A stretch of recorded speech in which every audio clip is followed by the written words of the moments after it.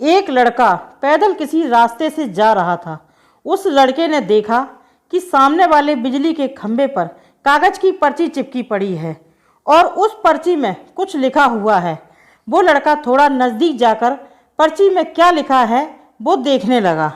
उस कागज की पर्ची में लिखा था, कल इस रास्ते से गुजरते वक्त मेरे 100 रुपये कहीं गिर गए थे। मैंने ढूंढने की बहुत कोशिश की लेकिन मुझे वो नहीं मिले। कृपया इस रास्ते पर कहीं भी किसी को मेरे 100 रुपये मिलें तो इस पते पर पहुंचा देना।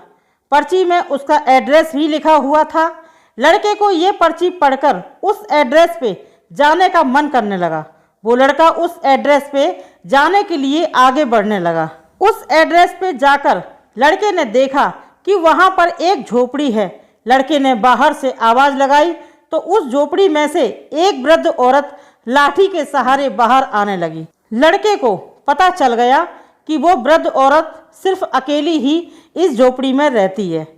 वो लड़के ने उस वृद्ध औरत से कहा कि माँ जी, आपके 100 रुपये जो गिर गए थे वो मुझे मिले, ये रहे आपके 100 रुपये। उस लड़के की बात सुनकर वो वृद्ध औरत रोने लगी और कहती है कि बेटा, अब तक करीब 15 से 20 लोग मुझे 100 रुपये देकर जा चुके हैं।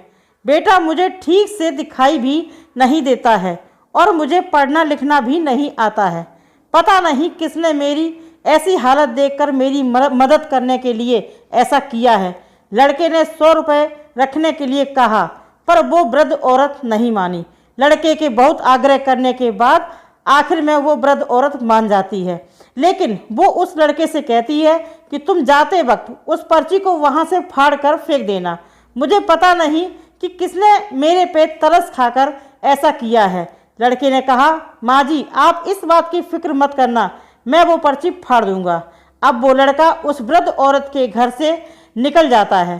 थोड़ी देर में चलने के बाद उस लड़के ने सोचा कि आखिर मुझसे पहले आए हुए उन 15-20 लोगों को भी इस माँ जी ने वो पर्ची फाड़ने को कहा होगा, लेकिन उनमें से किसी ने भी पर्ची को नहीं फाड़ा, तो फिर मैं क्यों फाड़ दूँ। वो लड़का उस पर्ची को बिना फाड़े ही वहाँ से चला जाता है। उस लड़के के मन में उस वक्त उस व्यक्ति के लिए बहुत ही आदर और सम्मान था जिसने ये तरीका ढूंढा था और इस ज़रूरतमंद वृद्ध औरत की मदद की थी। हमारे मन में सिर्फ किसी ज़रूरतमंद की मदद करने की इच्छा होनी चाहिए, क्योंकि मदद करने के तो बहुत सारे तरीके होते हैं। हम किसी भी तरह मदद कर सकते हैं। कहानी कैसी लगी कमेंट करके ज़रूर बताना। कहानी पसंद आई तो लाइक करें, दोस्तों में शेयर करें, चैनल को सब्सक्राइब करें। मैं मिलती हूँ नई वीडियो के साथ, तब तक के लिए नमस्कार।